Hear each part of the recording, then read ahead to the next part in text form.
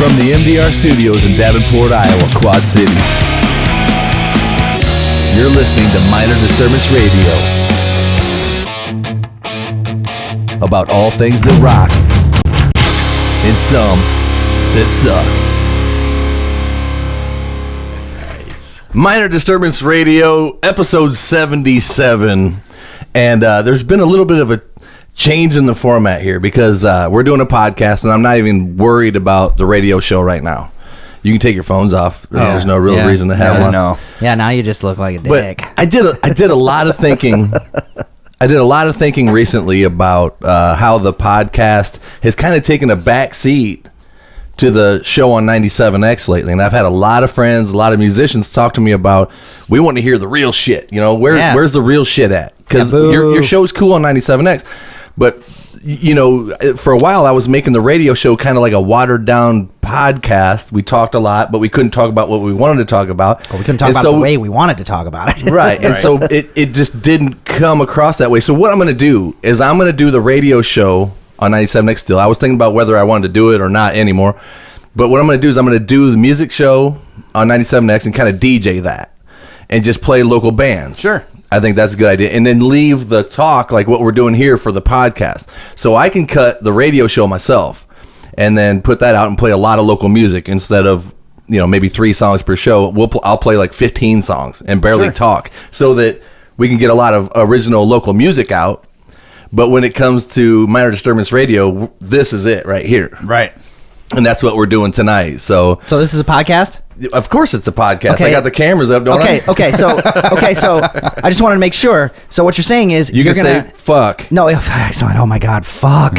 But it's like a release for him. So what you're saying is you're going to start playing all the local music on the radio show now, and it's going to be mostly music? It's going to be, 99% music. Ooh. And if you want to hear us do MDR... I was going to say, listenership down. People are going to be like, turning the channel. These guys used to talk about stuff. What happened? That's the thing. If you want to hear us talk about stuff, Minor Disturbance Radio, go to our YouTube channel, of course. Subscribe to the YouTube channel. The YouTube. Subscribe to the YouTube. Subscribe to our YouTube channel. You'll get the episodes first as soon as we upload them. And that's the best I can do. I really sorted this out in my head. I thought that when we went on 97X, we'd get away with being able to bring the energy of the podcast to the radio waves, but we really can't because a lot of what's fun about this podcast is not allowed on the radio. So so now the PG version of everything, dude. Now I think we kind of talked about this some time ago, and we talked about would you be able to do it that way? Yeah, you know? And it's been somewhat of a challenge. I mean, I'll just be honest with everybody. I mean, by the way, Mark Detl's here and Chuck Murphy of Skin Tight, and we're going to talk about that stuff coming up here. But, you know, it's really cool, Detl, to have you here again, especially when we're talking about 97X. Yeah, not you, Chuck. Well, Chuck can fuck off. But there's a lot of history with Detl. Detl was actually one of the first voices that introduced my band Drop Hammer to the radio waves back then. You brought it out. You and Z-Man did a metal show. Yeah, we had Meltdown on Saturday nights. Right. It's kind of like we're almost in your spot. But you could play whatever you wanted, but you just threw in some local stuff. Yeah. Right. If we liked it and we dug it, then we'd play it, you know. Slavery for corporate America. Yeah. You were one of the voices I heard back then that I was like, oh my God, they played my song. I knew what it was like to be on the other end of being played on the radio. I was like, what are they going to say when it's over? You know, you wait for the song to be over, and well, that was not too bad. You know? Right, yeah. You're all fucking stars and garters. That wasn't horrible. Yeah, exactly. I think I have my very first band in like '86 with Chris Bromberg from Stone Tattoo, but we did a 6-song demo or something, and KFMH played a song from it, you know, and we actually have like a recording of it off the radio, you know, and the DJ talking about it afterwards. It's like, wow, that's pretty cool, you know, for whatever we were, 18-year-olds or, you know, something like that. What was the name of the band? It was called Arius. Yeah, and we had a 6-song demo out, and we actually sold a shitload of them. Cool, you know? But it was really stupid stuff. But you could bet your sweet ass that I had a tape in the jam box recording every time that you and Z-Man did a show like that, just waiting for if they played my song. Right. Wait, hit the unpause button. You just sit there like, okay, no, they're still playing Metallica. And then most of the tapes that I have that I've digitized now, I have them all on my hard drive. But, the first time that, Drop Hammer was on 97X, I have that. And it was coming out of I have all the stuff coming out of it, the commercials, everything, and it's just there, and I'm like, whoa. And I'm telling you, it didn't sound like the record that I recorded. It did not sound like the recording that I play on the CD. When you hear it over the airwaves, it changes. It really does. It gets a lot bigger, and the reverbs and the effects on the vocals seem to be more prevalent. Right. And the width, the stereo width is always, it seems like it's like bigger somehow, like it's wider. Right. Yeah, I love that. I love that about radio. Very, very cool. So that's what's neat is I remember your voice, talking about Drop Hammer and you and Z-Man, like, that was all right. That was a band called Drop Hammer from the Quad Cities, local guys, and they're not bad. All right. So next on to the next band. Z-Man was a big. He loved you guys. That's he. Oh yeah. Yeah. So that's very cool. And then he'd start sneaking us in every time he could. Yeah. Which I noticed something about 97X today. I was listening to 97X in my car, and I happened to I turn it on from time to time, just kind of see what their songs are, because they have the same songs over and over and over and over and over and over. Same. And then it seems like they get a new batch every once in a while where they readjust the calibration of what songs they do. And no shit, I was driving down 23rd Avenue and Crying in the Rain. Oh, I heard that today too. Yeah, I was like, whoa. Yeah. And that's got like a super solo at the end and screams. And I'm like, thank God they got some new stuff. I mean, they've got because, who makes that decision? Well, it could be consultants, it could be very little of it gets done locally, unfortunately. Like market research. People and so somebody in Arizona decided that this is what we're adding to the X amount of people want to hear this style of music. Well, this band sounds like it, and they sold X amount of records last week. So don't talk with your hand over your mouth, please. Sorry about that. He's new to this thing. Yeah, I'm prettier when I'm behind camera. Yeah. So. But it's unfortunately it's not a whole lot of that decision's made locally. I mean, it could have been, I suppose, but I don't. To be honest, I have no idea what goes on in the radio world as far as that stuff's concerned. In 2017, I was there 17 years ago, so it's so much different. But I'm sure a lot of it's still the same. A lot of that decision making and stuff is probably the same. So I don't know. In so much as they just have more sophisticated algorithms in order to be able to determine what the demographic appeal of any given set of songs is. I mean, my guess is probably at this point, those decisions aren't made by humans anymore. No.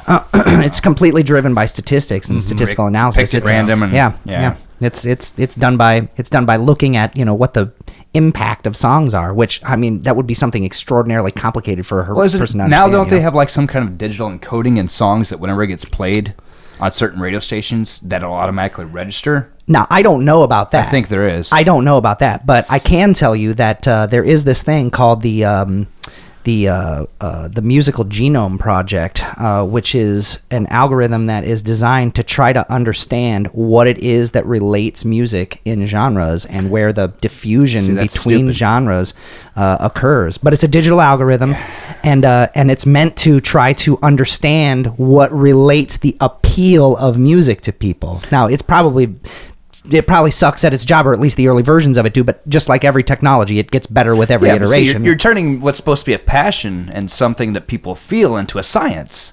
And that's It's been radio for I know, but it's just years, once you start thinking about the reality of it, it sucks. How it sucks to realize that your passions and your intelligent emotions and all of that stuff has a physical nature and can be measured and quantified. And nobody wants to think for a moment like there's some kind of weird machine or robot. But hey, guys, guess what? You are. Yeah. Okay, so you're telling me that there's a demographic of people that are going to listen to the radio because they're still playing the same AC/DC songs and the same Led Zeppelin songs, and they're going to buy the products during the commercial breaks. So they must still be moving some sort of product, and know that there's people listening to the station, because obviously know that's why the radio station exists, is because of the commercials. Right. So advertising. So they're playing the songs are basically the bait to get listeners to listen to the commercials. So you're telling me there's still people that are like, man, I cannot wait to get up tomorrow, turn the radio on, and hear AC/DC again. No, I don't think that's crazy? true. I don't think that's true. I think it is true. See, I don't think it is. I think what it really is, more than anything, is that at this point, instead of it being some kind of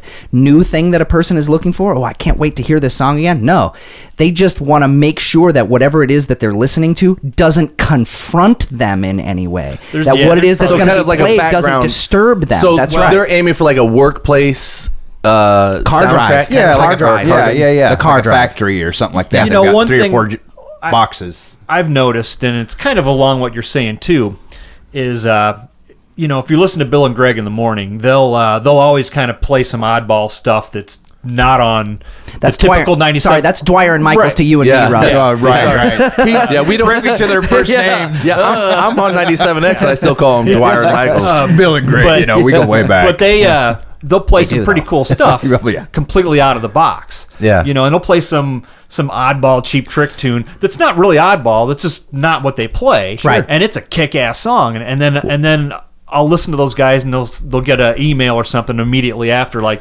what in the hell is this crap? You know? Really? Really? Right. Yeah. And it's So like, people complain about it. yeah, it's crazy. Because And it's not formulated to what they're it's normally not used the to same hearing. thing. It that wakes they them play up. every day. Yeah. You know, It wakes them up. different. And I Nobody can likes understand, different. every now and again, Greg will play Balls to the Wall from Accept. That's completely out of their, you know.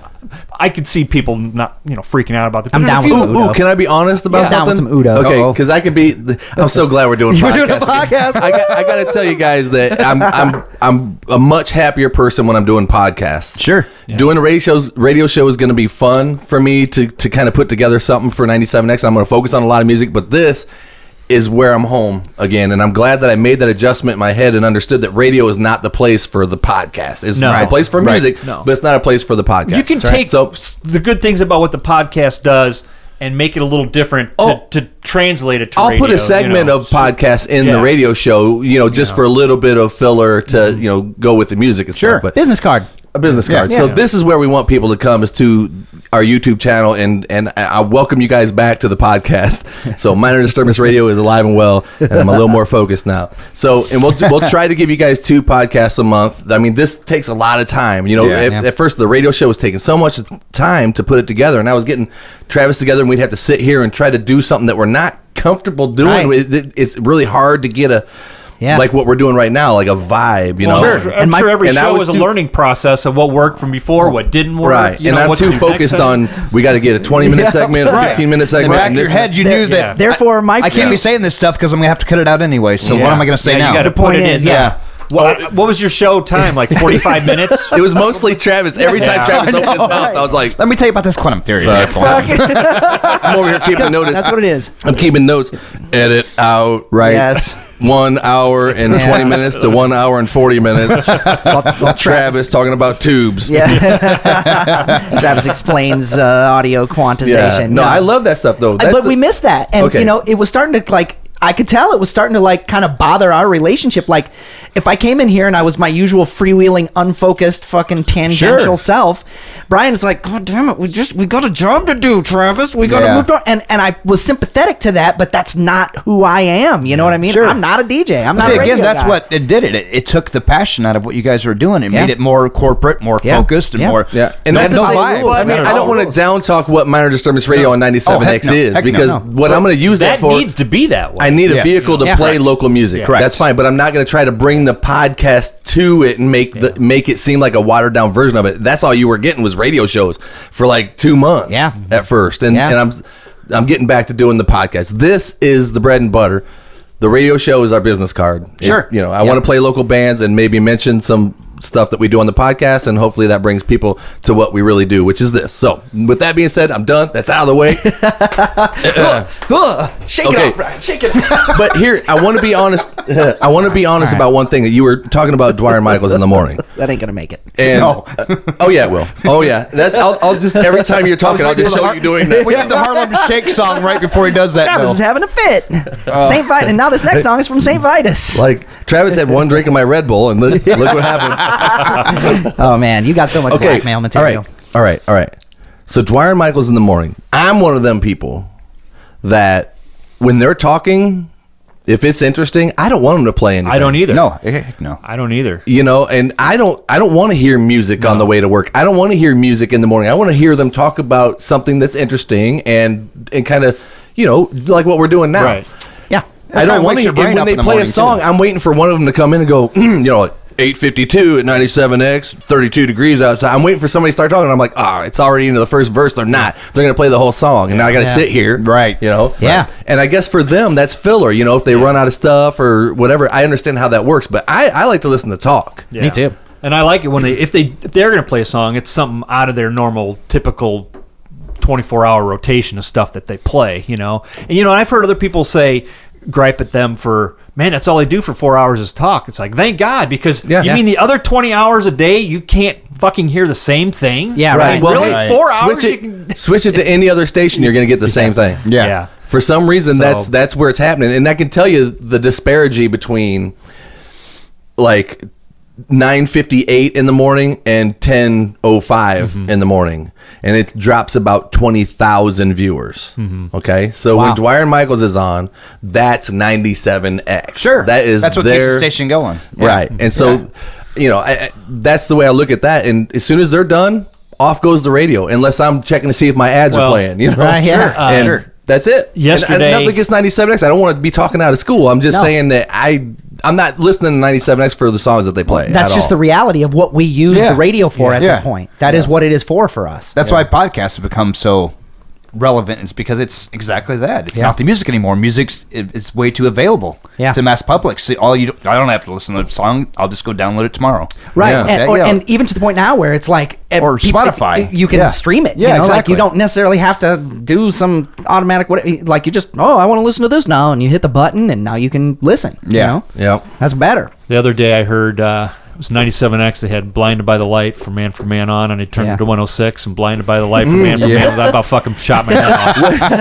I drove my car into the fucking bridge. But do you like sit there and switch? Fucking kidding me? Yeah, but do you switch between the two and like and see like where they're at? One was I did that. He's got one radio playing one station. One was about ending, so it's like, oh, thank God. Well, actually, he turned it to a third station, and it was For You by Manfred Mann, and he was like, oh, thank God. You know what? Here's what different Bruce Springsteen song than Manfred Mann. Here's what I would do. Q106 and 97X obviously are, rivals. Yeah. And one wants to win the demographic over the other. Now, 97X will tell you on their website what song is playing and what is up next. Correct. So why doesn't Q106 sit there and say, okay, they're playing Manfred Mann next. What do we have that beats that? Right. Oh, okay. We've got Inner Sandman. Okay, we're playing that one over that. Right. So now you can't show your cards. In a way, it's like if you show your cards, you think the other station would be like, that stuff's programmed days in advance. Yeah. And that stuff's in the computer, and it's gonna play what it's gonna play 3 days from now. Uh-huh. Well, sometimes that human element's gone. Yeah. I mean, yes. Well, that's why I envy Dwyer and Michaels is because they bring a human element to radio. Right. And when you're listening makes radio real. Yeah, and I was trying to do that with MDR. I wanted to bring that. I wanted to basically have like a Saturday night show that's kind of like Dwyer and Michaels a little bit. And to me, I'm thinking, well, if it works in the morning and they have a 4-hour show with a morning show that's so successful, and I know that that's their personalities and it's their show is popular. Yeah. Why wouldn't they then have it on again or some sort of other drive home show that's like that? Now I know that Bill Stage does the drive home. Yeah. On 97X, but he doesn't get the freedom to really kind of roll and it's those things are so music concentrated. Then morning shows are generally just talk radio. I mean, generally that's when it works. It's never really worked as a format for drive homes and stuff because I think it just has to do with sort of the psychology of where people are at, sort of emotionally and mentally, stress level wise, and what it is that they require. In the morning, you're just about to go do a whole bunch of stuff that you either hate or find to be meaningless. That's your two choices for most people. I mean, I include myself among that. And it's nice to have the talk because the talk allows you to sort of escape conceptually what it is that you're doing. Whereas when you're off work, you want to celebrate. You don't want to have this something that you got to consider and be bummed out by or whatever. Now you want to listen to The Kid Is Hot Tonight. You know what I mean? That's there's truth to that. You know what I mean? Like the psychology of it is different. But I guess just because you say it doesn't mean that it's true. It makes sense, but I know for me, I don't want to hear music hardly at all anymore. No, well, me either. Especially right after a gig. I just turn on talk radio. There's no music. Thank you, 97X, for letting me speak on your airwaves, but I actually don't listen to 97X. We're not on the airwaves. Well, I'm telling the world. Okay. I'm telling the world. That I appreciate it, but at the same time, I don't listen to 97X. I listen to talk radio, and actually, lately, the talk radio around here has gotten kind of crappy. The talk radio in the morning on WOC, I think that dude sucks. Whoever it is that's doing it now, and in the afternoon. Jim Fisher, he knows what to do in order to keep the ball rolling, but it's just he's been at it the exact same way for so long, it's boring to listen to. Man, if you gave me a microphone at about 4 o'clock in the afternoon and said, go, you've got 4 hours, I would have a ball, because that's the part of the day that I'm the most lit up. I'm like, well, I would be rocking. You know what I mean? I would be having a show that people would be like, you got to listen to that show, because I'm pretty sure they broke a lot of laws. And no, I wouldn't be doing that anyway. But that's the thing is, like, I would love to have a gig doing something like this, and this is my gig doing it. 97X, it doesn't. It's not going to make me rich. It's not going to make me a household name or anything like that at this point. So, I mean, I was looking at it for validation. Detl, I talked to you about it when it came up. I was like, what should I do with this? And you were like, I don't know, man. Well, we had no idea at that time what they were wanting. They just kind of, I think it mentioned to you, hey, we kind of want to do something, right? I mean, there was no talk on how it was going to be approached or what you were going to do. No, that's the thing is there was no instruction at all. They were like, do what you do, just don't cuss. Yeah. So you had to kind of come up with the format, and I was like, that's what I do. That's what I do. That's totally what I do. You're asking me to just sit there. He was like, all right, so what do we do? And I'm like, I can't form a complete sentence anymore. I don't know what the fuck I'm doing. Things that rock and some that suck. It's like you take I can't be going on 97X and be like, well, that song sucked. Yeah. Then I alienate a whole bunch of people, and I make a whole cross section of whoever's listening mad. Yeah, right. And I can't do that. So I mean, I can't. It's a tough gig. It is a tough gig. Yeah, it is a tough gig because you have to be all on. If you're working at the station, you've got to be on board with the format. Yeah. And every song you play is the most awesome song that's ever been played. It is. And when it's coming up, you got to read it off. Oh man, coming up, AC/DC, ZZ Top, and Led Zeppelin. Right. Bands you've never heard before. Well, as much as I kind of miss being there. I can't fucking imagine being there. Yeah. Because especially now. I like all those bands to some extent, but I just can't get excited about them anymore. Yeah. Because it's a million times. Yeah. What's interesting to me is when a DJ gets a chance to kind of say something interesting about the tune before they play it. They sneak some shit in, man. Sometimes like that is hilarious. This song, coming up. What's interesting about it is if you listen to this part, it was recorded in a bathroom in a whorehouse, and you can actually hear a girl getting banged in the background. You can hear like, really? I thought that was feedback. No, that's a bitch getting banged. That is and then you're going to want to listen to the song. Those are grunts of passion. Yeah. Anyway, so we're past the radio thing. There's so many interesting things that we could talk about with Detl and Chuck here, and we're not talking about any of them. Right. Well, we'll get into that. That's what I love about this podcast, is we can do whatever the fuck we want. Right. Love it. But, this is the part that'll probably end up on the radio show. So, exactly. But, you can still cuss or whatever you want to do. But this might be the snippet because, this will go in with the 97X kind of format. Sure. But, so Chuck, you were in a band way back. I mean, not way back. I would say like 10 years ago. We started it probably 2000. When you were in, all right, 2004. You were in 2004. You were in a full-fledged rock and roll band. Yeah. I mean, balls to the wall, Marshalls, drums. Because you've been doing the acoustic gig for so long now that I'm sure you're chomping at the bit to hear a Marshall. Well, it's just you get so caught up, and it's the camaraderie too. Yeah. It's not just the band aspect; it's the whole, getting loud and not having to rely on yourself. It's just the whole concept of everything. And like you're saying, with the Marshall right in your ears, you want to walk home with that ringing. Pew! Yeah, exactly. You want to get pissed off at somebody because they missed a note. Not pissed off at yourself anymore. So yeah. I mean, I've asked you before, the acoustic gig. That's something I could never do. I couldn't sit at Pizza Ranch and strum out Neil Diamond songs You had to bring up because I Ethan actually Ash. did, asshole. Right. Well, okay. High V. Because I actually buffet. do that, asshole. Yeah, you did that too. High Venus of the penis. Even if it was at the greatest Sure, nightclub I get it. around, it's still such a naked feeling, Sure. and that takes balls to do that. What brought you back? What brought Chuck back to wanting to be in a rock band again? Yeah, it's exactly what you're talking about. You know, it did the acoustic thing for so long, and Detl and I have been talking about what if we knew what we knew back then, what we knew now. Would you like to go back and maybe visit that? But we were always looking for the right opportunity to do it. But we didn't want to just do a show to do a show. We wanted to find the right opportunity to do it, and all the opportunity came about where I needed to step outside of my element, per se. The band is called Skin Tight. Sure, yeah.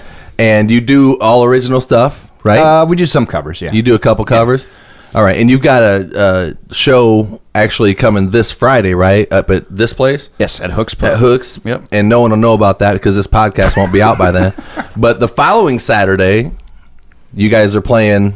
At Rascals. With okay, what's the date? What's the date on that? November 18th. Yeah. November 18th, you're at Rascals with the Crank Daddies. And the 309. Are they the Crank Daddies? Yes. Well, famous Crank Daddies. Because there was a Fry Daddies too, Yeah. right? There was a band called the Fry Daddies. It's not the Fry I've Daddies. smoked a lot of pot, and so not today, but in the past. Yeah. And sometimes the Fry Daddies in the and the 70s, Crank 80s, Babies 90s. and the Crank babies. I like it. Yeah. But I know, And then Chops from Cheese Pizza. I Yeah. know him from Cheese Pizza. Yeah. Is the guitar player. He's this rockabilly. Yeah. Right. Awesome. He's a beast. Yeah, it's going to be a lot of fun. That's going Those to be guys really are cool. always fun. He's a great character. Oh God, I want him on MDR so bad, and he'll probably do it if he's ever around. But he lives so far away. Yeah. You just Yeah. talk like this the whole time. You know? I hope so. Whatever. Well, that'll do. I'll just put that in and say it was him. Just put a picture of his Party face. an 18-wheeler out back. But so when you want to do Skin Tight again, what is it that, I mean, do you have a following? Is there a fan base, or are you trying to reinvent that band? No, I don't think it's either. I think we're just doing it because we like the songs. We like playing together. It's. I think we're all at the age. We're doing it for us. Yeah, we're all at the age where it doesn't matter if anybody else likes our music. We're doing it because we like our music. Word up. And if somebody else likes it along the way, cool. But if not, okay too. Okay, so you're going to go play shows with originals that you have. Do you have any recordings of these that we can listen to? Yes, but I'm not sure you want to listen to it. Get your shit together, Chuck. What is wrong with you? Well, you know me. I always what kind of present promotional I always machine give you are the we- wood instead of the house. So that's kind of how I always. Well, work. we did a full weekend where we went in to record 6-7 songs. Yeah. And this would have been, I don't know what, 2000 2006, 2007. something like Yeah. that, thereabouts. And God rolled.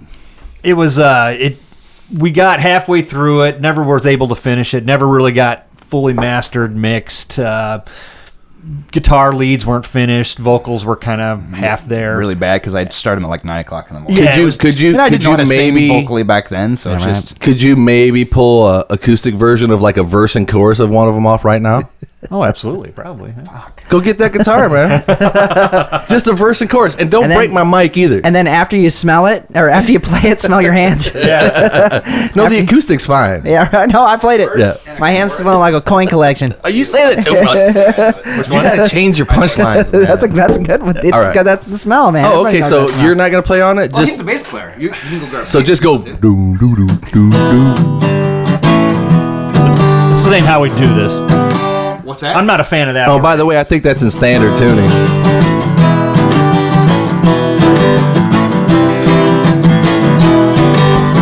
That's a snappy little riff there. Little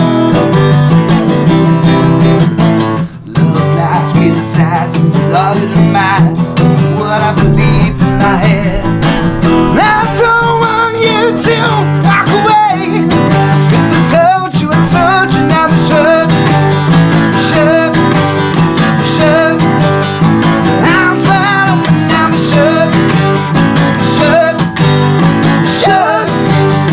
House wide open, now the All right, that's enough. That's enough. all right. say the way you went. All right, that's enough. You're hurting my ears. All right, Hurt so my ears. yeah, I remember that song. I remember that I song. remember that song too. Yeah. I'm gonna knock it over. No, thank you very much. That's cool, man, because that reminded me of the drive-in rock and roll that you're going to do. Yeah. And it's going to be cool. It's not about being good. I don't think when we started writing songs, we didn't really care about how good we were, I could say. Did you hear my backup on it?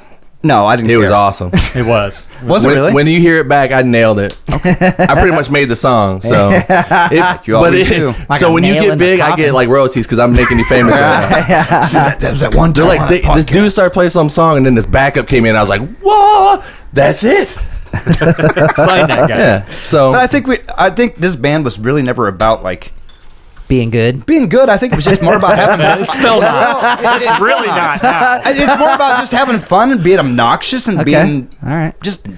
Well, the loud, name you know? Skin Tight definitely suggests a certain kind of irreverence or perhaps even boorishness. You know, there's something about the name Skin Tight. It suggests something that's 80s. You know, Yeah. it is. It's like 80s. But I don't know. Our, But I our like niche it. was Guns N' Roses. Yeah, like kind- sleazy rock. Is Yeah, that's what I mean. LA Classless. No, Yeah, I think you know. I think your logo and stuff is great. I mean, I can see it in my head. It's great branding. It's a That's all Paul. Yeah. So, Okay, well, that who- shut me down. I thought it was Exactly. you. Well, I mean, well, who is in the band? It is Detl, me obviously. Okay. And Anthony Dixon. All right. And Paul Ristaw. Anthony plays guitar. Paul Ristaw plays drums. Paul Ristaw. That's Is Cody's cousin. That's Cody's cousin. Yes. Okay. Yeah. All right. I thought I Paul's recognized that actually name. in Minnesota, so he's been driving down here from Minnesota. That's dedication. for Holy practices. crap. So- Wow. Now we just drove down the past 3 weekends in a Yeah. row, so we Whoa. can practice. Now we got this show this weekend and then a show next weekend. Wow, so dude. that's dedication right And then there. he's That's coming cool, back man. for Thanksgiving, so he's like further here than 4 weekends in a row, and Yeah. and it sounded like something that he wants to continue to do. So that's pretty awesome. Cool. Yeah. Well, You know? I got to tell you this, Chuck.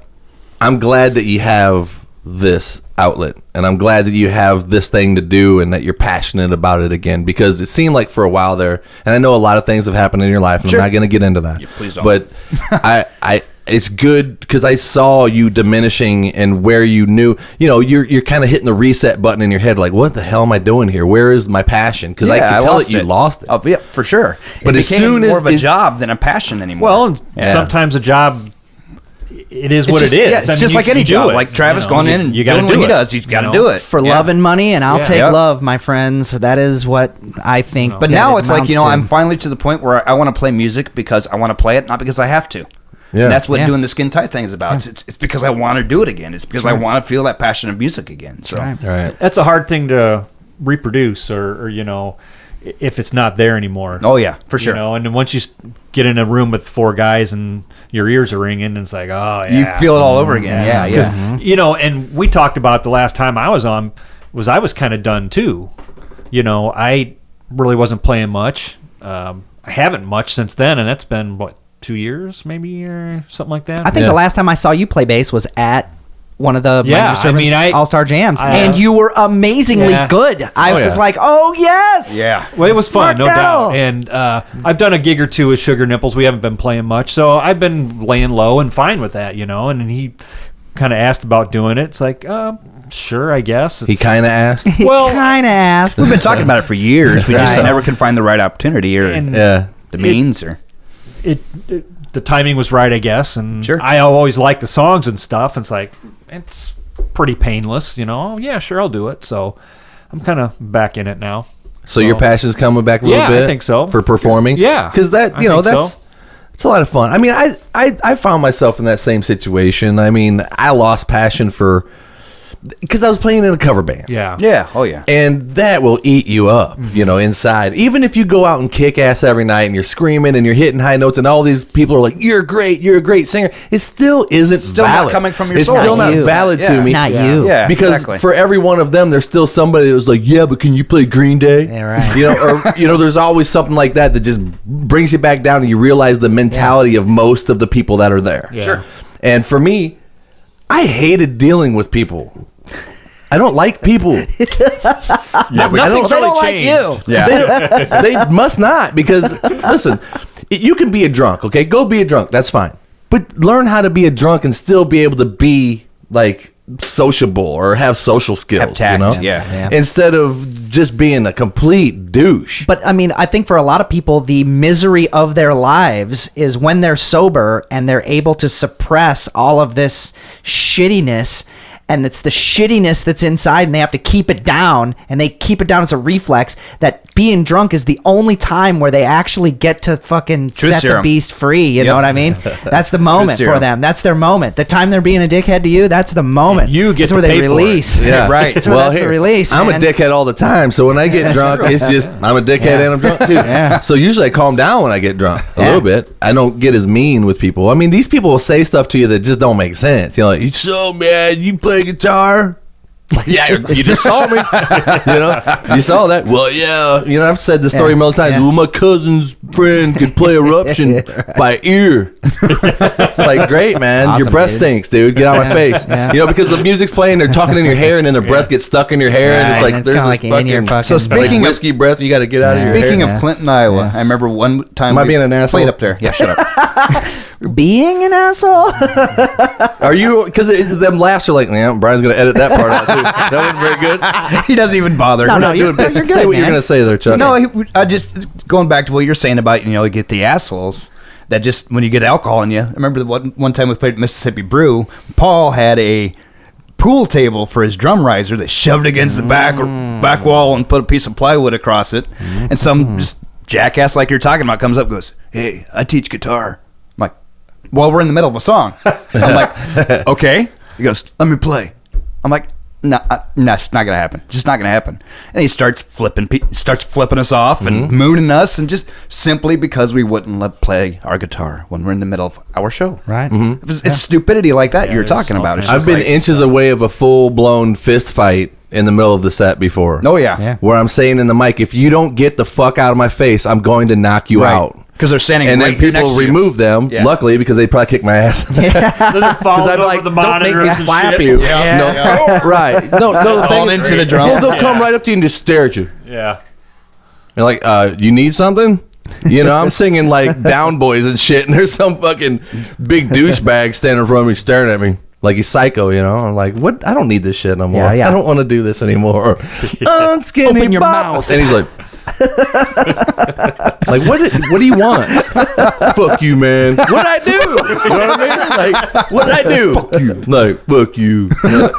Well, we're gonna fight. I'm gonna fight this guy now, I guess. So Right. hold on a second. Yeah, right. See, the acoustic thing was even worse because you'd get people come stand up right next to you that would be while you're horrible. doing the song. They're Right. like, "Hey, do you know this song?" I'm like, "What the fuck? I'm right here in the middle of a song." No, you're a jukebox, dude. I know exactly. As soon as you stand there, they're like, "Oh, we could tell him to play anything." Yeah, pretty much. yeah. Come on, ride it, my pony. Can you do that one? While you're in the middle of blaming all our, I am a fucking jukebox. Garth Brooks. Let me show you where to put the coins. That's crazy. But like I said, man, I'm glad that you're back to doing something because your posts on Facebook, because that's how I know you anymore. A little bit of talking on the phone and watching your posts. Yeah. And it seems like your posts are more uplifting and more positive. Yeah. Because you have something to kind of focus Energy on. on. Yeah. And that's good, man. I'm proud of you for that. I'm glad that you're doing that, dude. Thanks, brother. Rock and roll is a great medicine. Music in general is a great healer. medicine. It doesn't have to be rock and roll. It can be jazz. It can be country. Whatever your flavor is. You know? Okay, thanks for fucking my. You can't. No, I disagree. It meme can't up. be any of those other things. It's got to be rock and roll. Okay, Brian's right. I'm wrong. I'm sorry. Know your place. Yeah. Okay, music is a great healer. Okay, it's a great place to go. Sure. Yoga and music. Great healers. I mean, fuck that, Fucking man. enigma. Rock and roll. It is Yeah. rock and roll. Rock and roll. Right. No, I Rock buddy. and fucking Yeah. roll, dude. That's what that is. And some country. Is a great. I mean, did I say that? Well, some country kind of is rock and roll, though. No, it's not. Yeah, You're it right. is. All right. It's not. Anymore it is. Yeah, anymore. It's but 80s but rock that with is a a real country singer. Yeah. Just ask some people that might live in this house exactly what the difference between real bro country and country. fake country is. But I agree with her, man. I do Outlaw too. country is so cool. Yeah, old shit. You got to drink a stout beer, maybe do a little bit of Yeah. that, See- and then like grill a steak outside and just Yeah. smell meat searing as some dude's going, I like my women just a little on the trashy side. See, And then shoot I'm some thinking cans it's- with a gun. No, I think it's buck with a hit on it. You know. I think it's a 30 pack of No, hams. I'm sorry. That was the wrong song. It's a right? 30 pack of Ham's Tall Boys, and you're using a shitty Weber charcoal grill, and you're using like 60-40 hamburger to make a hamburger. You know what I mean? And the shit is just Shit's on flaring fire, up, right? And you don't give a fuck. No. He's got the beer holding up. Yep. Yep. That's right, dude. No, I'm talking on about some stuff like outlaw Hank country. Williams, Waylon Jennings, sure. stuff, older stuff. Yeah. And Real what's funny is my haggard. wife turned me on to it, okay? And she's like, you got to listen to some of this. And I was like, okay, I'll listen to it. This is crap. And I kept doing it, and it made me feel good, gave me a good vibe. And also, they're all singing about cheating on women, drinking beer, staying out all night, and all that stuff. And I'm like, oh, this is awesome. My favorite. This one, like, I like to have women I've never had. That's a good one. That's a good one. And she's like, maybe we shouldn't even listen to this anymore. I didn't hear it like that way before. But now she said something. I don't think she likes that I like it now. I think that song was sang from the first person. You know what I mean? But yeah, with you, Detl, though, you did music and you were in a bunch of bands. I mean, you were in Expulsion. Distemper. Distemper. I remember that. Yeah. Buttlant. All that. Yeah. Now, Buttlant was that Paul DeShepard on bass? Okay. Or I'm sorry, drums. Yeah, Paul DeShepard on drums. Yeah. And Joe Vianney, was he in that one? Yeah. Joe. Yeah. see, Greg them were Thompson. them were the days, man. If you think about the scene and where bands like that had to play, I remember you guys had to do what was called a pit. Yeah. Where you rent out like VFW hall, and, all that kind of stuff. Yeah, that's where we had to play, and just cram as many leather jackets in there as you could, like all biker jackets. Oh my gosh. I remember I went to one. There was a band called ALL. Do you remember them? Yeah, I remember them being on the flyer, and Were they a Buttlant. local band? All? I think so. ALL is what No, they were more of a national. They were a national band. Were they? dude. Well, I remember they were there. Yeah, All is an amazing band. Yeah. And just the smell of boy and leather jackets and cigarettes and beer. Smell of testosterone in the Are air. you saying that like it's a good thing or a bad thing? Even the chicks I had to go outside. They smelled like testosterone. Yeah, I had to go outside. But I just remember that whole scene happening with the pits. They called it a pit. When we from like 87 to 90 was kind of when we were in that scene, and it was amazing. I mean, it was a fun time to be playing that kind of stuff, and playing punk shows and hardcore stuff, and pits were big, and it was all day skateboard stuff, and it was just good times, But you had to go VFW halls and stuff like that. Now, Paul DeShepard, he is one of the guys that I met on my very first days of meeting other guys that are in bands already. And like I said, my sisters knew guys, and because they're older than me, so they knew some of the dudes that knew dudes in bands. And I got to meet Paul DeShepard, and I go to his house, the jam. The first time I ever saw like a real jam place where people practice, and I'm like, whoa, oh, they got a couch. I bet they fuck on that. I bet there's beer cans, man. They can drink beer here, and and he's like, what do you want, kid? I'm a bowl cut guy, and I'm like, I want to play in a band. And I remember a guitar sitting on a stand. I'll never forget this. I don't know why. Yeah. I saw a guitar sitting on a stand that had like a bunch of stickers all over it, and a picture, like a printed out picture of somebody's dick. That must have been Like, Joe's bass, probably. Stuck to the guitar, and I'm like, the dude's got a picture of his dick on his bass. So that badass. Hey, talk about getting right to the subject. Like, ladies, check it out. That's my dick. Here it is. So I can't show you in person, but I can show you a picture. Yeah. Right. Of it. Don't ask me who it is. Well, if I showed it to you for real, that'd be indecent. That's what I'm saying. You go to jail for that. So I'll just put it on my bass. That way, and I just remember like, whoa. Oh man, it's like it was weird because there was Buttlant, and then there was Unnatural Causes. That was Paul's band before Buttlant. Yeah, but Paul was such a character to me. I always looked at him like, wow, because he was always like straggly, greasy hair, like vomit stuck in his hair maybe or something. Like total party rocker guy that didn't do anything. It didn't seem like he had a job or went to school or did anything. He just hung out. And drank beer. That's what I thought. Smoked pot and jammed. I was like, I want to do that forever. That's hero status. Yeah. That's hero status. Exactly. And then I found out that he liked Kiss. On top of it, I'm like, what? Yeah. So Huge I don't Kiss want to put fan. out any secrets, but that, the guy I was like, whoa, he's hardcore, is also a Kiss fan. Yeah. Yeah, that's cool. I didn't meet Paul DeShepard until he and Joe played for Catalina. Okay, Yeah, because they were the first rhythm section for Catalina with and I think that's before Billy Gardner joined the band. Maybe Billy was in it with them for sure. Yeah, I think he was, was in yeah. Transmission 13 at the very end. Yeah, too. you're right. You might be right. Yeah, that's right. Yeah. And Josh. Josh, yeah. Yeah. Which I still see him online. Man. I some of those guys I'm like, why? Lee Duncan is another one of those dudes. Oh, that's yeah. just like, man, they were good, dude. Kind of went, yeah. And then they're gone. Yeah, those guys are all right here. I don't know why they. I know. It's like Terry, too. One of the greatest, awesome vocalists. Yeah, he's not doing anything right now. Not doing anything. Yeah. Mm-hmm. I talked to him the other night up at Firehouse. Doug Who and we I talking did. about? I'm sorry, Terry Johnson. Terry Johnson. Catalina. Terry and he's just like, Johnson, I've been so far out of that scene and so far out of it that it's just like, yeah. Which I can understand. Once you start to lose that passion for it and everything, and you get so used to not doing it, is that he started doing covers for a while. Yeah, exactly. And then that in Rocket Park for a while, and I think sucks it right out of him. Yeah. I don't think that dude likes me. I think that dude's got something against me, and I don't think he even knows who I am, and he just doesn't like me because I get that sense from him. Is that normal? I think it would be your insecurities colliding with each other. Is that what it is? That is Singer syndrome. It's singer syndrome. And I see some. I don't have anything against the guy. Except for maybe. But you've got unsureness about him, and his unsureness about you. Your unsureness about each other is what's colliding. I guess so. Yeah, I guess so. But if I talk to him, I'm pretty sure that we'd be cool. But I just get this vibe that he just wants to stay away from anything that I'm a part of, or he thinks that I'm like. Well, and I don't know if this necessarily needs to be broadcast, but in my conversations with Terry, there have been some times where I felt like I've crossed boundaries with him, and then he's been like, no, dude, it's just there's this blah, blah, blah. And what it comes down to is that Terry's just a complicated and sort of fragile dude. Yeah, and he always part of his character. He kind of always has been, and it's not anybody else's doing or anybody else's fault or responsibility or any of that. It's just that's how he is.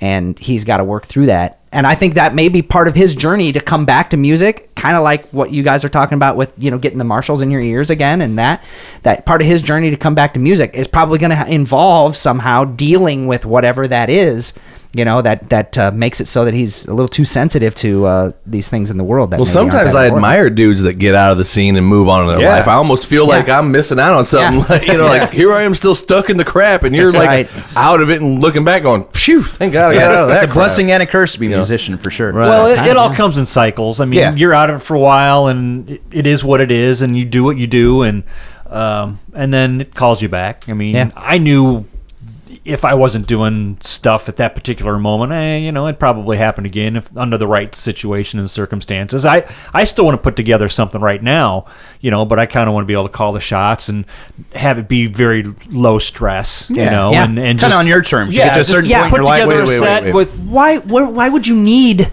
to have it be stressful? You know what I mean? What's the pressure? Where's the pressure from? You know what I mean? For at the time when I was kind of out, which has been the last couple of years, I've had 5 offers to do pretty big stuff, and list them. I don't.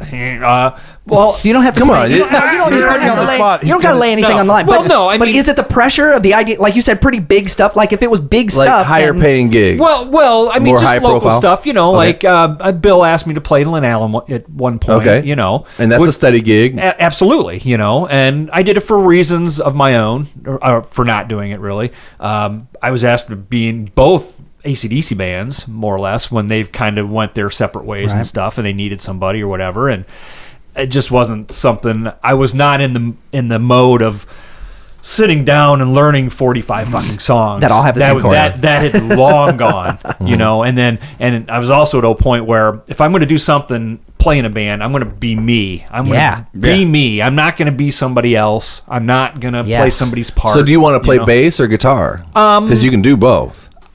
I think bass, you want to be for the situation that I want to be in would probably be bass. Because I like you with the bass. I like you with like a Fender Precision, fucking, picking down low by the bridge. Yeah, dude. Yes. See, he doesn't treat it like a bass though. It's like a secondary guitar to him. Well, the best thing about it is. It is because that's what I've always played guitar. Yeah. So I got thrown. I was playing guitar in Knucklehead when we first started out, and we lost our bass player. And it's like, well, no, we don't have anybody, so if somebody got a bass, I'll just do it till, we get somebody, and here I am. Well, I've been waiting to do this, and I've got a proposition for you. Uh-oh. You ready? No. I don't want you to break my heart on this. We're going to take over, dude. The Quad Cities ain't seen nothing like this, man. Oh, shit. All right? Doc and Tribute Band. Come on, man. Will you join my band? I think a Grim Reaper tribute band would do better around here. That I'm in for. I'm in for a Rock You to Hell. Candlemass tribute band, maybe. Or a Helix tribute band or some shit. I put on a few songs. A Typo Negative tribute band. That would probably actually still pull work that today. off. Oh no, I can't. My voice don't go that low, and I'm not near that dead. On the Hallows Eve. Yeah. Forgive More her, pronunciations in. for she knows not what she does. See, now if it's Carnivore, I'm in. Right. There's some cool stuff. Typo. Yeah, negative right. stuff. I've never paid attention to any of that, but I, No, I don't know anything I've heard about a it couple either. things that are pretty neat. I guess Yeah, for that kind I of never got gothic into kind of it. like. Oh, Okay, no, all right. I just remember him playing at the pig pen, and he came in the back door and had to duck. Oh, that dude was He's a- tall. yeah. And I was like, Big dude. whoa. Yeah. And from a distance, I was Yeah. like, whoa, that dude is freaking cool looking. And then you get closer and he looks like Frankenstein. Right. Yeah. He was a scary. I mean, he has like some motherfucker. sort of defect with him or something, right? I mean, his forehead was real big. He had like Frankenstein face. Yeah, right. That's probably just the tallness that he had, kind of thing. Could be. Yeah. But I mean, Gigantism. Gigantism. Yeah, my wife sent me a Gigantism. picture of him out of Playgirl or something. He's got like this big 10-inch dick. It's like, I'm like, what happened? What happened? Hey, what happened? Tiny little nuts. Yeah, Or just kind of nothing it was, at all. It was long, but it was skinny. You know, it was big. It was long. Come on, you know. We all know, you know, you want some girth. I mean, who cares? A needle is not going to do anything. I mean, I'd rather have a shorter one, but a big fat cock. You know what I mean? You got to admit that, right? This is the radio show, right? Almost Or like no? I'm only 3 inches That's how I'm around. opening the show. Oh. I'm going to open with that. When Peter Steele finally realizes that he has nuts 2 different sizes, he found one so small it was nothing at all, and the other, why it won prizes. Jesus Christ. What? No. What just happened? What happened? That's know. Travis right there. I don't know. The wheels were turning. I knew there was something in there. Okay, so but while you were in your kind of out of the music scene Yeah, thing, anyway. you picked up this hobby of photography. And it seemed like you just like almost immediately mastered it. No. Well, you're going to act like that. I know you. You're not going to be like, well, yeah, From I did. the outside looking in. From the outside looking in, Mark, it didn't seem like it took very long for you to pick up on how to do things. And I'm sure that you take hundreds of shots and then you put up Oh, sure. the best of the Right. best. But still, you catch some really good moments, man.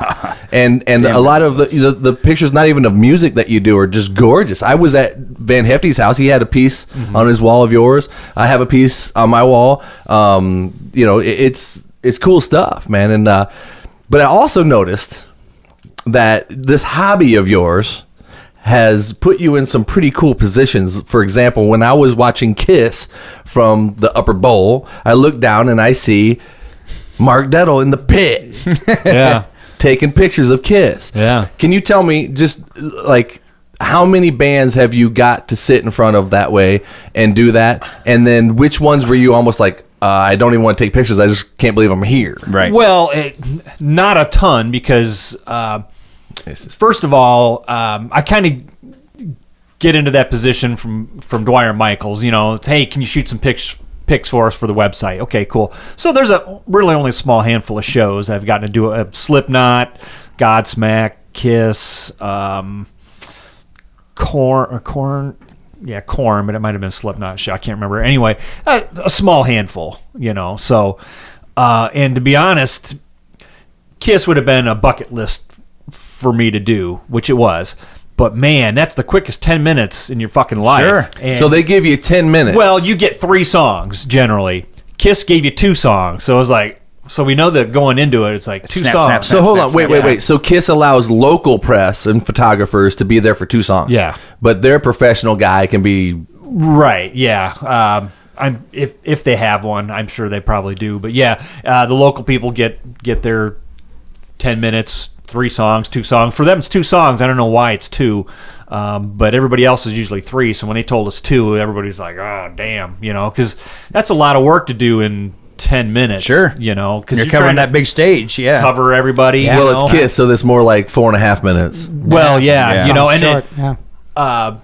I think at the very first song, they had the curtain come up or come down, so nobody could be in the front while that was coming down for them pulling off. So you're kind of losing the first minute or two of that song, that song. So, all right, you got 9 minutes, have at it, But to be honest, a lot of times they're just looking to get 3 or 4 pictures out of that, to put on a newspaper or whatever. So I want to shoot it for an hour and a half, right. But those other people are working. They just need 5 good shots of the paper or news or whatever. So that's great for them. Now, Gene Simmons being Gene Simmons, if you were to take a picture and it got noticed by somebody and wanted to sell it, he'd get a piece of it? I absolutely had that happen, actually. You have to sign waivers for all that stuff.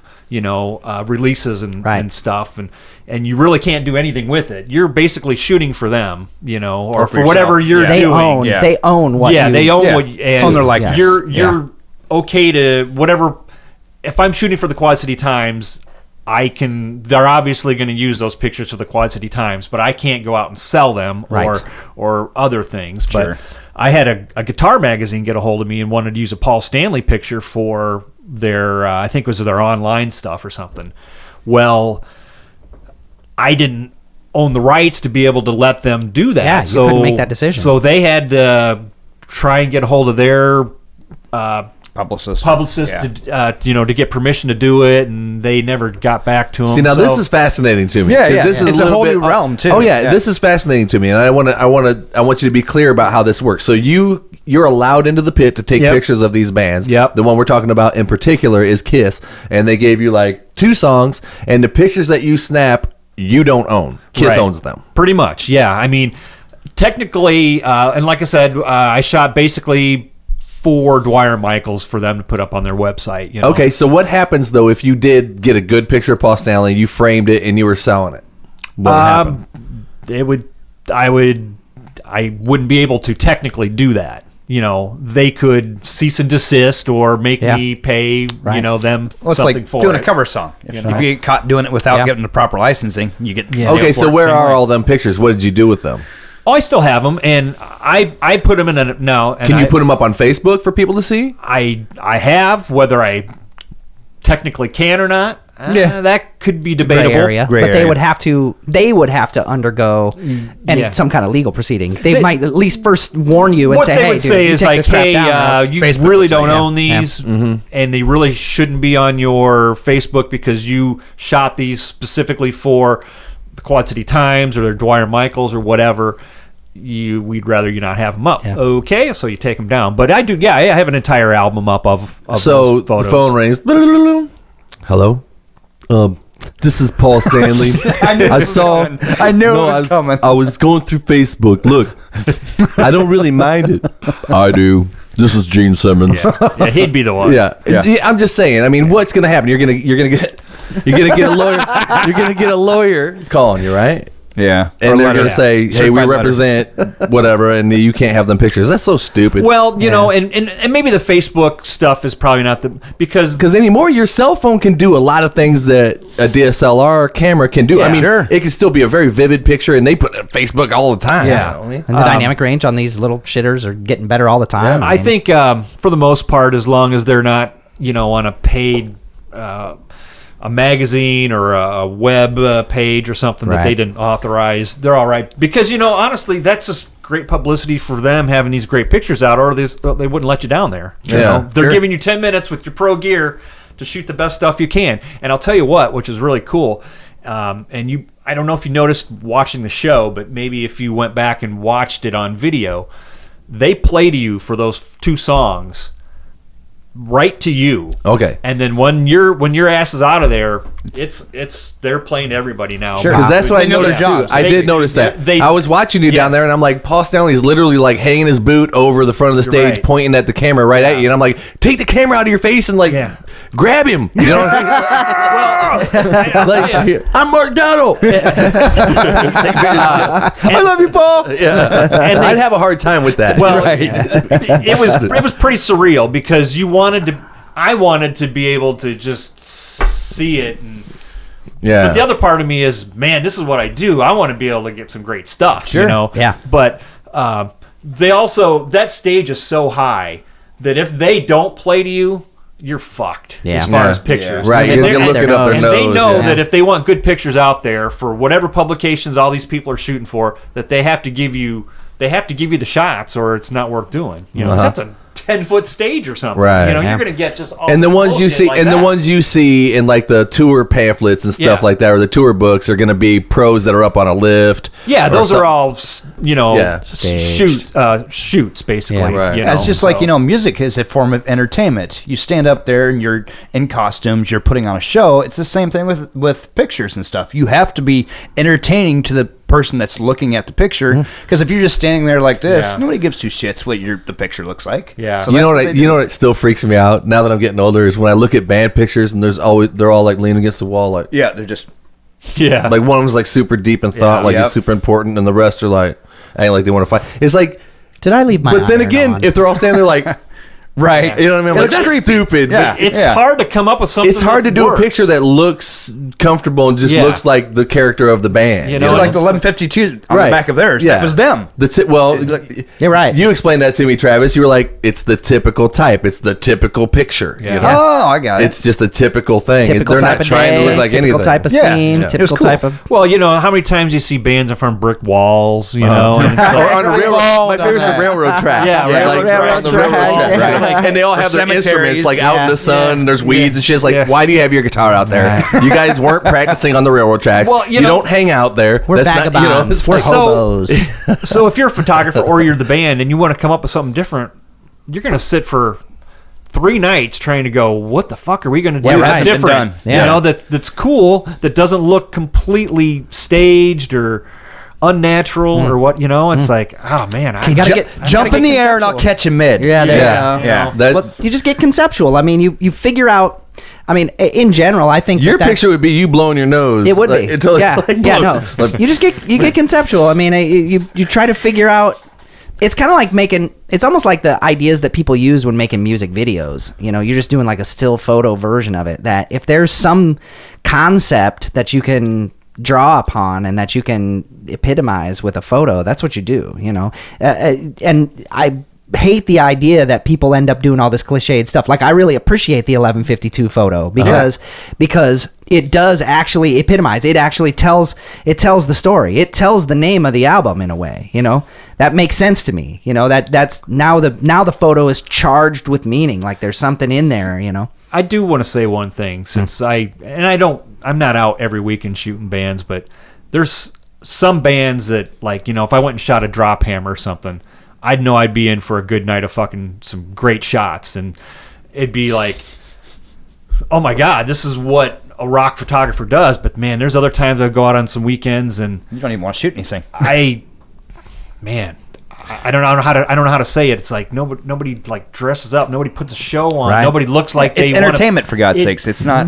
you know, I see them bands too, and I'm in them bands. Yeah, I'm friends with one of the singers Yeah, of one. exactly. But no, you guys, you know, that's a different thing. You're so against the grain of trying to be anything except for a songwriter, and that to me is like that whole. You're more of like a Weezer kind of feel, right. you know, like we're not trying to be anything, but just kind of I don't see goofy. that. No? and No. really good songs though. Thank you. That's the whole thing. Is I think that Travis has something in his character that he's not pretentious about anything like that, and he'd feel goofy because I know as soon as you're like, all right, now Travis, put on a different shirt, look a little meaner. He'll be like, nah, I'm not doing that. Too mean? Was that the Jeff Dunham? Was that the Jeff Dunham grandpa you just did? Yeah. Shut up! Shut the hell up! Shut your ass. That's pretty good. But no, I've been there to where it's like, let's try to look as cool as we possibly can. You know, It's like, with the dude, you're in cargo shorts and sandals. I can't. They're not even trying, man. I can't Not do even it. No, trying. it's just like, you know, I've seen artists that go out in like those gym shorts, like you would wear to yeah. work out in, and then Yeah. like a t-shirt that's just sloppy and got holes in right there. It's like, that was what made me so angry about the 90s movement, like with the whole grunge thing, because that was where the switch happened. Yeah. Where it was from leather pants and teased out hair and the whole 80s thing that was overdone. Yeah. We're characters. We're not just in a band. We're like larger this. than There's life. comic book band, Yeah. you know, We're and a and superhero. I definitely subscribe to that. I liked to see rock stars acting in their, because it's a rock act. That's what it's called. It's a rock act. And no, I don't think he walks around like that all day. But it's still cool to see that vacation from reality, you know, as you're hearing the music. Then it became this, they look like they just crawl out of the crowd with their plaid shirt tied around their waist, you know, like, even flow. But at the same time, that could have been an act as well. It's just a different one, you know? This song rocks, but you guys need big hair and leather pants. Right. I remember Stone Temple Pilots. When I heard Stone Temple Pilots, I remember seeing that record. My girlfriend brought it home or whatever, and it was the one with plush and all the good one, you know. I am smelling like a rose.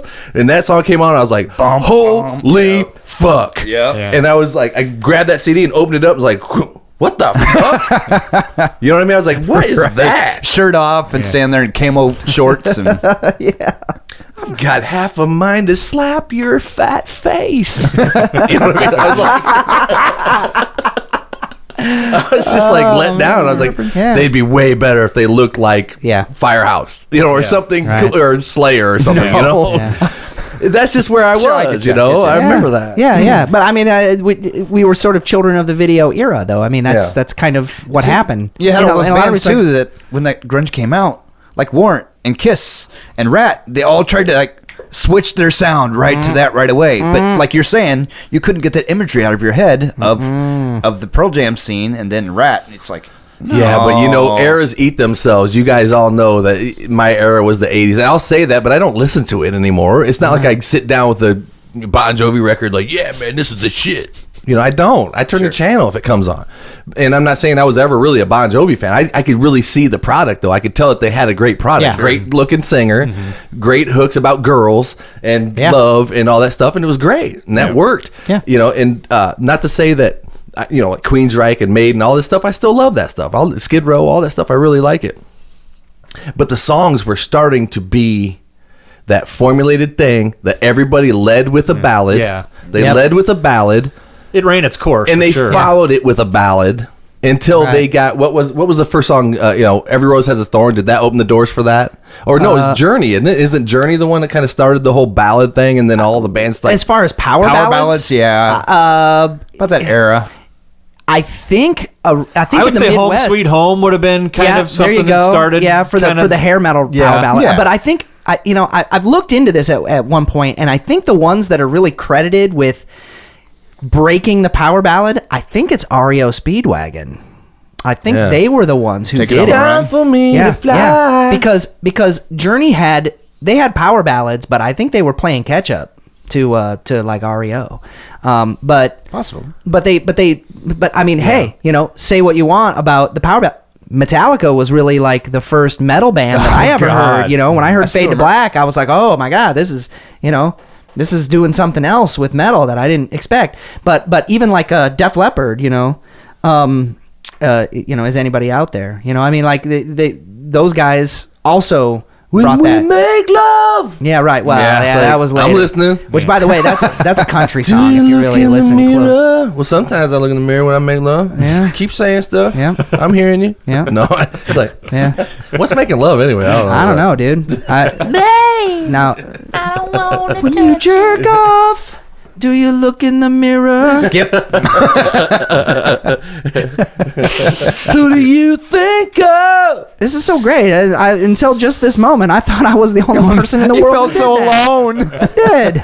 When you jerk off, do you sit on a beanbag? Does it stick to your thighs? It doesn't have a hole with all them little white pebbles coming out of it. Oh, jeez. So you sit down, it's like a little cannon. Like a little celebration that you sat down on the beanbag chair. A little fucking ticker tape parade. Jesus. Fucking dumbass. They still sell beanbags? I think so. I think you can still get them, yeah. Although awesome. I don't know if they fill them with that same patented fucking fill that they used to have. No, that's a mess. I remember my kids would have that and they'd unzip it. Oh, yeah, just a little white ball. Yep, you go in the room, they're like, ah. And of course, being the calm person that you are, you're like, what did you little scamps do? Oh, somebody's going to have to clean all this up. Right. Yeah. Like it was Leave It to Beaver or some shit. Yeah. Right. Yeah. No. Family life. I will kill you. Right. What did you do? So, November 29th, What? What's he talking about? I don't know, dude. He totally 18th, switched Okay. gears. So December 52nd. November 29th. November I was gonna say, 11th. dude, that's my wife's birthday. November 18th. November 18th at 11/18. Hooks in Clinton. No, that's that's the 10th. Sorry, I'll start all over. This Start it all thing's over. already that gig already happened. Oh, it's it at was Rascals. awesome too. November- God, we slammed it. The Hooks gig was fucking awesome. Yeah. I think. So November 18th. No, it wasn't. It was terrible. No, it wasn't. I think you're off the railroad band pick here. I quit. Mid-set. November 18th at Rascals Live in Moline. Skin Tight making their triumphant return. Farewell number 32. Our farewell reunion tour. Right. We're trying to beat Kiss out. Hey, dude, we'll get there. We're done. No, we're really done this time. No, we're done this time. Seriously. Yeah. Ozzy. Well, I think this fucking show's over. I think so too, man. Yeah, man. I had fun with you guys. I know that you got to get up early and you don't have Yeah. a whole lot of time for doing these menial things like this. Yeah. And I don't want to keep you out all night. I don't really try to get too involved with this stupid shit. Fucking but you guys just have at it. Whatever. Whatever you do is your kids do these days. He's above it. Hey, Just for the don't record. insult this shit and treat it like it's meaningless. That's my job. We wanted to bring on a whole nother. We wanted 3 people to always be on MDR. And I asked you, Detl, if you wanted to be a part of Minor Disturbance Radio, and he was like, "Fuck no." You mean I'd have to like leave my house and drive over to your place? No, I'm not doing that. No, Last time I checked, my beer fridge is not at your house. exactly. Yeah. It's not going to get drunk here. That's Exactly. Oh, that's a nice fridge there, though. That is a little fridge. I got my wife got that for me for Father's Day. Probably put a few bombers in there. Yeah, it's a nice one. Stock it up. Did you see that Hidden Valley Ranch has come out with a the keg? keg? Yeah, What of the ranch. flying fuck, dude? You get a keg of like ranch. everybody's gonna go around and run out and buy yeah, it tomorrow. $50. You know? $50 worth of ranch. It's Okay, a bargain and a half. Excuse me, do you have any ranch? Well, yes. One final subject while I have Detl Yes. here. This All is right, kind all of right. between me and you. All right. Gene Simmons' Vault. Yes. Have you put the down payment on it yet? I have not. I did you hear his interview on? Yes. Oh my god. It was horrible. It was. It's horrible. And then the Paul Stanley one they did some time ago was great. Listen, just- after he's a- hearing Gene Simmons do what he did on the morning show about his vault, he's asking $20,000, by the way, for his backlog of 4,000 songs that he wrote that didn't make Kiss records. Yeah, okay? a bunch So of crappy I've heard some of demos. Because Yeah, his solo I've heard album was that. so amazing. No, I've heard shit that made Kiss records that suck. Yeah. Oh, yeah. That's the So point. from Gene Simmons. Yeah. What be this and what be that? Don't think I'm going to pay $20,000. Oh, and then he said he's going to hand deliver it as well, which come to find out it means everybody in this 100-mile radius shows up at this event center as Yeah. I sit behind a table Yeah. and shove the box towards you Right. and move along. Yeah. You know, that's what it is. He's not going to come to your house, have breakfast for $20,000. I want him to show up at my house at like 7 in the morning. Yeah. And I'm like, well, hey, Gene, come on. We had a fun-filled day. That's right. You know what I mean? We're going to go through every record and listen to it together. I like this one. Remember that cool. time? $20,000. Gene better give me a fucking rim job. With Do you remember when you wrote Love Gun? that giant bovine tongue of his? Yeah. I mean, you know, but you're not going to get that. No, God, and no. on top of that, you're asking $20,000 of fans. You're taking advantage of people that.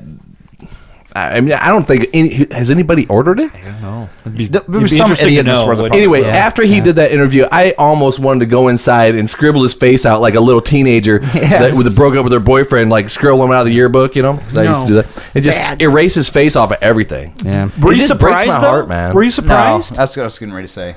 I wasn't surprised at all. Not at all. He's a salesman that was out selling that, and he couldn't get his website name in there too many times. You know, if You can't be too blatant about the salesman hat when you're a rock star. God damn it, because it alienates fans, and we want to see Gene Simmons spit fire and be a rock star. We don't want to see him try to sell you something and talk with that down talk that he does to everybody. That's bullshit, man. Yeah. You know what I mean? That's not. There's ruins no the need imagery. for that. But what are we gonna do about it now? We can't go back to when we were teenagers and go, nope, that dude's gonna be a dick when he gets older. Yeah. So Yeah. if we'd have known who he was at that point, we'd have seen through all of it. Yeah.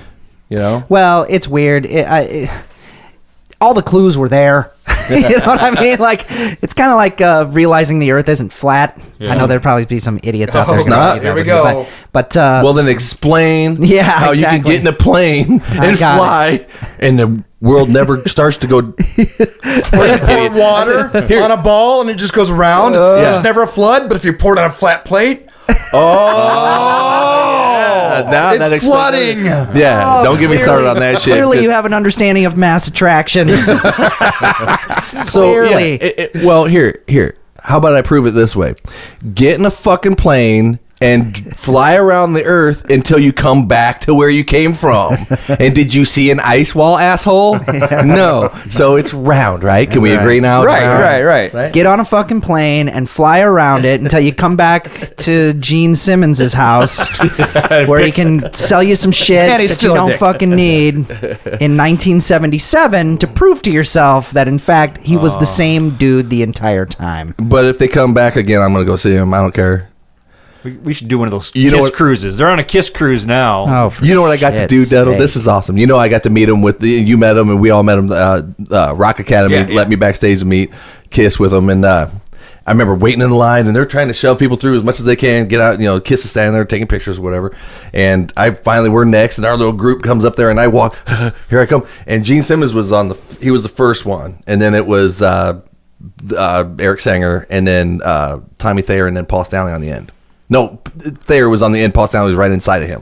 So I come by, and Gene's like kind of doing he's gonna come talk to me, and I was like, whoop, and fucking went right past Gene Simmons and went right to Paul Stanley. And then Tommy Thayer was even trying to dodge me. He's like, he's coming right for Paul. I was like, I knew I had 10 seconds, so I was just walking right towards Paul, looking straight in the eyes, and Paul's like. And he's like, you're looking for something. And I was like, I'm coming to talk to you. And stop Tommy sign. Thayer tried to come out of line and get in front of Paul to shake my hand and kind of feel, see what's happening, because, and then, oh goddamn, I saw them brown eyes and the makeup that close, and I was like, I said some shit, and then they okay, you gotta go, and smile for the picture, and then boom, and then you're gone. Yeah. No way, Paul. But I got to walk past Gene Simmons and not even look at him. F you. Don't take up any of my Paul Stanley time, Gene. Yeah, exactly. You know what I mean? I don't care. I met him on the Revenge tour, and it was a backstage thing, and it was total nerdsville for me because I had my Kiss scrapbooks from when I was 10 years old, and so I brought those up to have him sign it and stuff, and it's like, oh, this is going to be so awesome. And so he comes up, and I say, hey, Gene, hey, sign my life, because Kiss has been my life for 40 years. Well, not 40 years then, but whatever. And didn't say one thing to me. Not one word. Just sign Damn. it. He signed, a couple of pages, and not one word. I was like, Bored with and Paul was sick, so he didn't show up or something. So I was like, I met Ace Frehley at the Pigpen. Yeah. Remember when he played a Yeah. solo show there and he knocked the mic stand over? He was drunk. Anyway, he was sitting in the back in the ice room, where we call that the dressing room. And he's sitting back there, and there's a line of people that want to get stuff signed.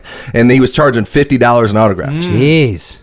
And I talked to somebody in the line. I'm like, dude, I ain't got that. And I brought my history book. And I was like, man, I spent $120 on this book. and his autograph's not in. And one of his roadie dudes was like, I'll just put it in front of him. And he won't know. He don't know who's paid, who hasn't. If I put it in front of him, he'll sign it. Yeah. And he usually they have to have it open to a certain page for him already, and that's all. So, but apparently when he gave it to him, Ace just opened it up and started signing on the wrong page. Right. And then he got half his signature there, and then the guy corrected him, no, this one, and then he signed his own. So I've got 1.5 signatures in there. Nice. So one's a mistake on the wrong page, and then so I thought that was pretty Kind of funny about that book. That saved me $50 too. Yeah. Yeah, Ace, you got Ace free. Yeah. Yes! MDR is back For the win! for the win right there. He wins every time. All I am is a catalyst for Travis. You couldn't rehearse that better. That was fucking awesome. Good job. Good work, Travi. Good work, Travi. God damn, that was perfect. But we got to get out of here, guys. It's been good to have you. Have a great gig with Skin Tight. Quit checking your phone on my fucking podcast. Jesus, man. Have a good show. At probably Rascals. seeing if the What, is podcast- everything I see okay? my kids calling me. He's gonna, Are they? No. They're calling? I'll put my phone down. It's down. Here you go. All right. Done. All right. You guys He's have- checking to see if we put the podcast on air yet. He thinks this shit's live. He thinks this shit's live. Yeah, but thanks. It's always fun to talk to you, Mark. It's always fun to talk to you, Chuck. Love you guys. Hope you have a great gig. Good luck in everything that you do. This is Minor Disturbance Radio, episode Thanks for having 77. us. Thanks for watching, guys. I got the same book that you did with Ace Frehley. Bruce Kulick and Eric Singer.